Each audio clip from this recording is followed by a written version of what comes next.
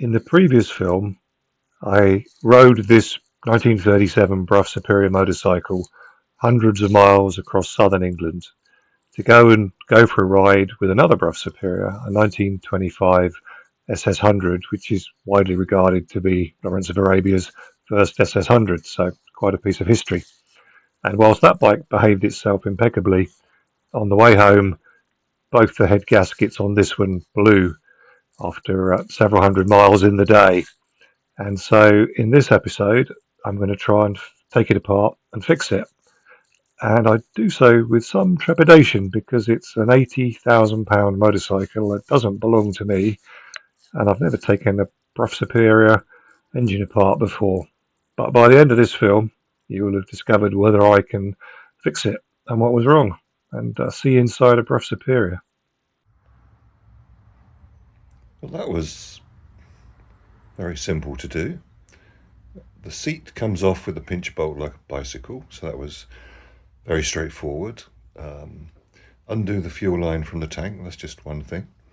And then under the tank it's held on by 4 nuts, which is, once you've got underneath and had a look, is pretty simple to do. You have to kind of lie down next to it, or I did anyway, and then the tank comes off, and then off came the head.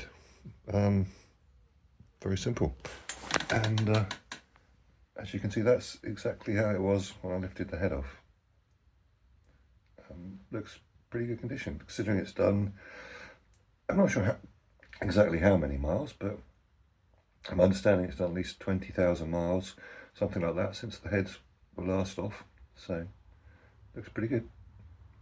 Right, now to take the other one off, as that is the head gasket, which is outside, which is a bad place for a head gasket to be. You want them inside. So anyway, off with the next head. Off with his head. So I probably didn't show you with the rear head, but you undo them opposites. So I tend to do like a quarter turn as they kind of crack loose, and then go around, and then after you've turned them probably a half turn, then they're fairly free, the load's off them, and then you can spin them off. So as you can see, just the last bits coming off finger tight, nearly until they lift out. And I'll come back to you in a moment and show you what the inside of this one's like. Well, that's just a quick look at the front head. So that's just a quick look at the front head. Again, there was a very small amount of carbon on it. Not unusual at all for so many miles for such an old engine, but it's very, very soft stuff. It just came off. So I've checked all the faces, 1 or 2 little specks of carbon around the outside, remove them off so there's no high spots for the gasket. The gaskets are already annealed, so it's kind of ready to go back together. And looking at this, God, I need to tidy up my garage floor. Okay, the next one may be me putting it back together and then firing it up. Will it start first kick? Ooh. Recording. Right, I'm just going to use this to basically heat these copper gaskets up to red and then quench them, and that will anneal copper.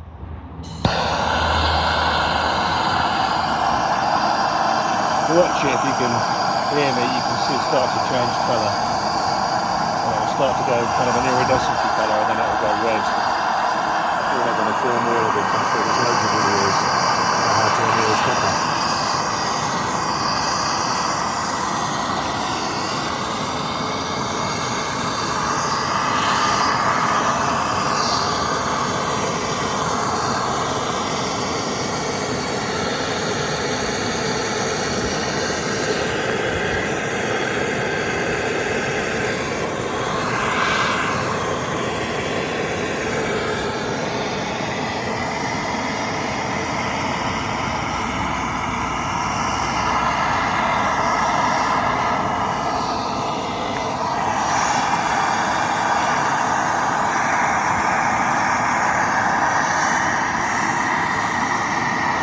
It takes a while. And then when you get them red hot, you just drop them into cool water, and there's a lovely satisfying hissing noise, and then they're quenched and annealed. And then you just need to remove, I'll go with remove the kind of scale that forms on them, back to shiny copper, and then they're ready to use. They're annealed, they're soft. It's important to anneal them to ensure they take up any tiny imperfections between the head and the top of the barrel. Gives it the best chance of sealing and hopefully not blowing for another 20 or 30,000 miles. Right, I need to go and fit them now. So after annealing the gaskets and then just using some of the Scotch-Brite stuff to clean it off, it's just like a scale. It comes off really easily.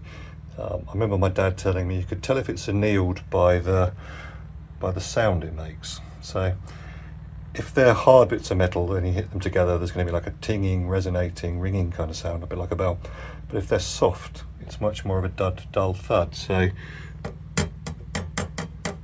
don't know if you can maybe hear that. If you're really familiar with old engines, you can probably pick that up. But that's what you're looking for, a dull thud, because they're softer. So they're done, they're ready to go back on. And I thought I'd better show you the inside of the head, which I've cleaned it up a little bit. There was a tiny amount of carbon kind of built up around here. Again, some pretty soft stuff.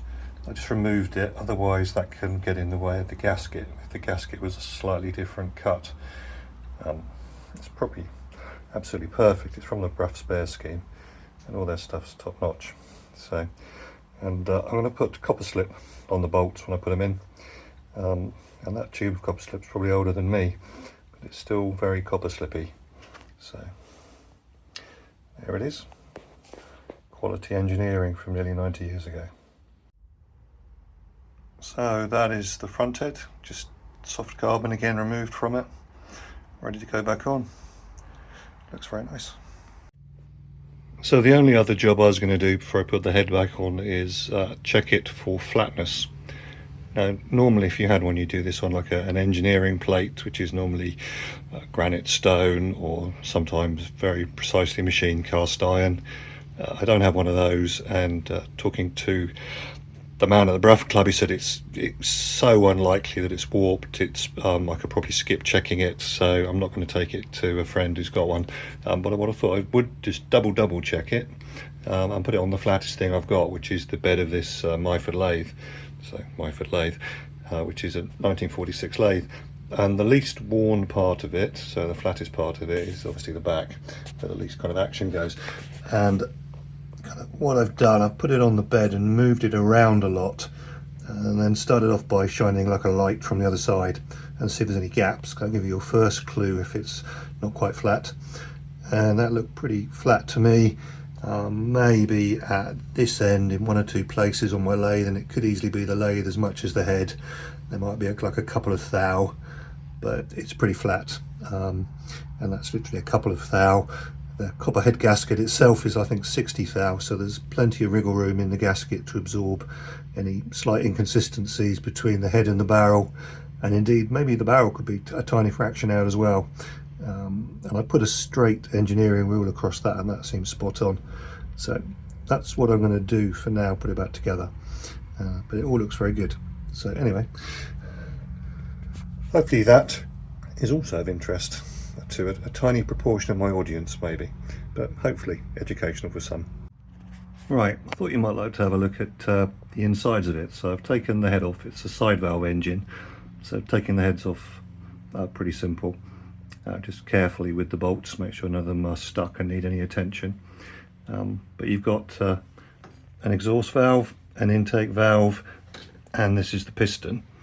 And this, in the background there, is the carburetor. So fuel goes into that, gets mixed with air, and then it comes down here into the engine here and under this valve. And then if we just briefly go through some of the 4-stroke cycle. So the exhaust valve is opening, so it's starting to let in petrol and air mixed together. So the piston is going down, so that's effectively sucking it in. And you can see, it's probably enough light, but you can see the shape of the valve, and it all looks pretty healthy. I've had a good look at the surfaces. and then as the piston starts to come back up again, both valves are shut, so the piston is then coming up and compressing the fuel air mixture, and then when it reaches the top, or just before the top in reality, it sparks and you have a big bang, or a gentlemanly woof as it's a Brough Superior, and then it's starting to produce power. The explosion is forcing the piston down, which obviously then rotates the engine and ultimately rotates the back wheel of the bike. And then as the piston starts to return back up, the exhaust valve opens. Again, standard kind of shape exhaust valve. It looks quite healthy. Indeed, the barrel looks very nice as well. A few tiny little marks, you can't really feel them with your fingernail, but it's nearly 90 years old. It's done probably getting on for 30,000 miles since it's last been apart. Piston comes up to the top, valves closed, and you've kind of gone round. So after all of that work, head's back on. Would it start? No, not really, it wouldn't. I was then very concerned had I broken this thing in a really substantial way.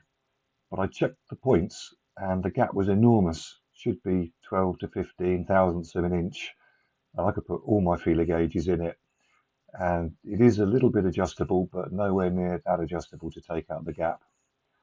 And then with things being urgent to get it back on the road, the very kind people at Verrills said, bring over your points and we'll have a rummage through our bits and sort you out with something. And so I headed over to Verrills, my favourite place to look at old motorbikes. This is a truly fantastic place. If you've never visited Verrills, and I've been coming to Verrills since I was a little kid with my dad, you must come along. I didn't film us rummaging through all their copious quantities of parts to build up a working set of points. So I thought I'd just show you some of the bikes they've got in stock for sale, or had then.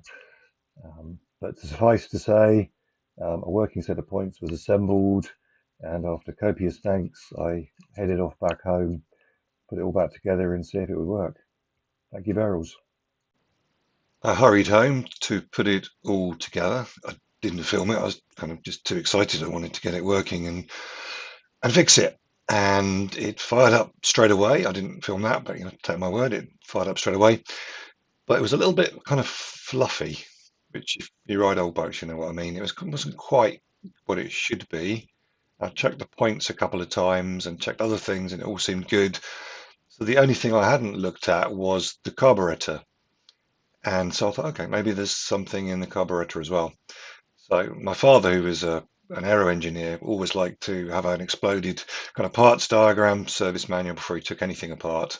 And I guess I trained by him to kind of think the same way. And so I asked in the Brough Club and very kindly got sent various PDFs of the armour carburetor documentation, had a look at that. And then took it apart and did indeed find a few bits of muck clogging up the jets. And cleaned all that up, put it all back together, and then you'll be pleased, although not as pleased as I was, that it fired up straight away and ran absolutely perfectly. And indeed, on its next ride out, it runs very, very sweetly. And that's it for this film. And in my next and final film, I'm taking it on another big long ride, hundreds of miles, up to the Brough annual rally, and have a bit of an adventure as well with that one, but not mechanical. Anyway, I'll see you in the next film, and thank you very much for watching.